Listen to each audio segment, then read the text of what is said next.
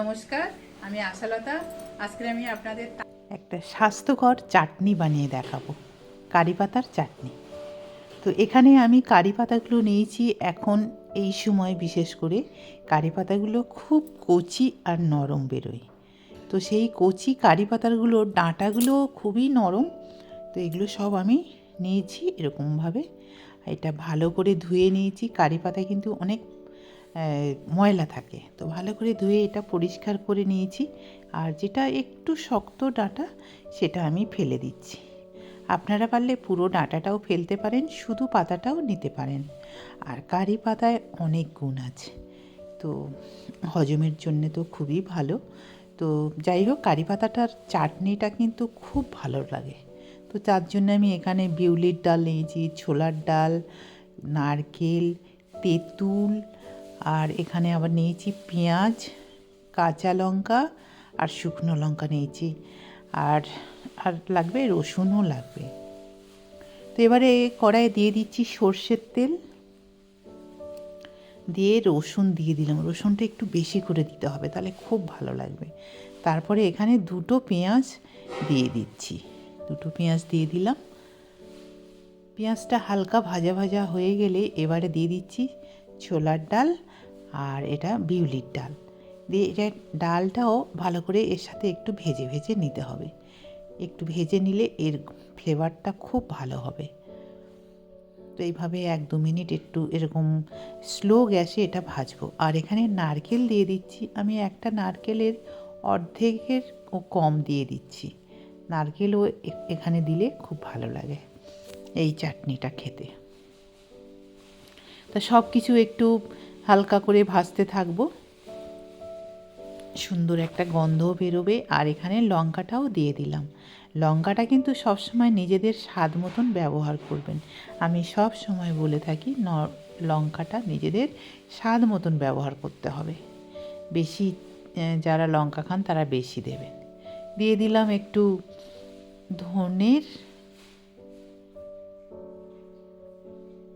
ধনের বীজ একটু দিয়ে দিলাম। আর এবারে দিয়ে দিচ্ছি কারি পাতা, দিয়ে কারি পাতাটাও একটু এর সাথে একটু ভেজে নেব। ভেজে নিলে এর যে কাঁচা গন্ধটাও চলে যাবে, আর একটা ভাজা ভাজা একটা গন্ধ আসবে। তো তখন এটা খেতে খুব সুন্দর লাগবে। তো এইভাবে এটা আমি ভেজে নেব।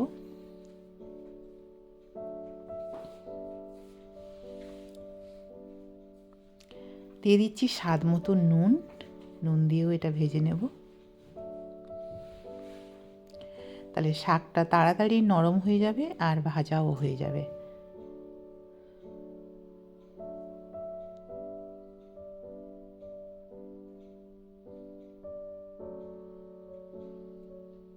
এবারে দিয়ে দিচ্ছি তেঁতুল, তেঁতুল দিয়ে আবার একটু ভেজে নেব। তেঁতুলটা ভাজতে ভাজতে কারি পাতাটাও আরও একটু ভাজা হয়ে যাবে।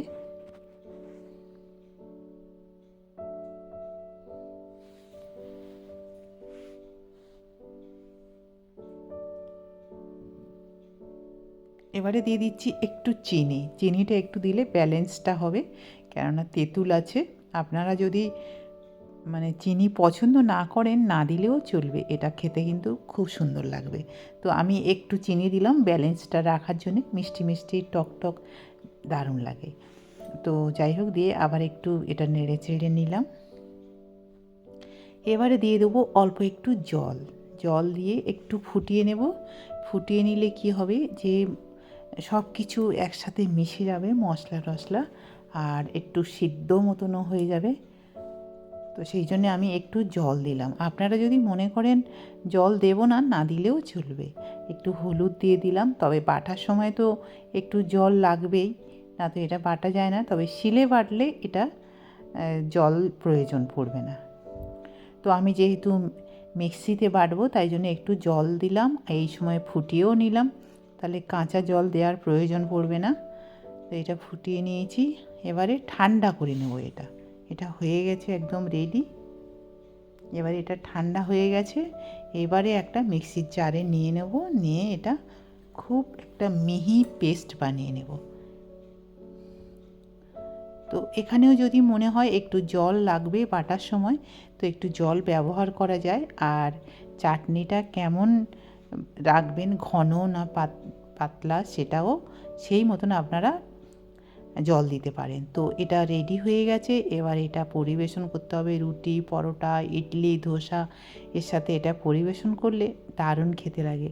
কেমন লেগেছে এই রেসিপিটা আপনাদের, আপনারা অবশ্যই কমেন্ট করে জানাতে পারেন। আমার এই রেসিপিটা যদি আপনাদের ভালো লাগে তাহলে লাইক করবেন, শেয়ার করবেন, সাবস্ক্রাইব করবেন আর আমার বেল আইকনে ক্লিক করবেন, তাহলে নতুন নতুন ভিডিওর সাথে আপনারা আপডেট থাকতে পারবেন। নমস্কার।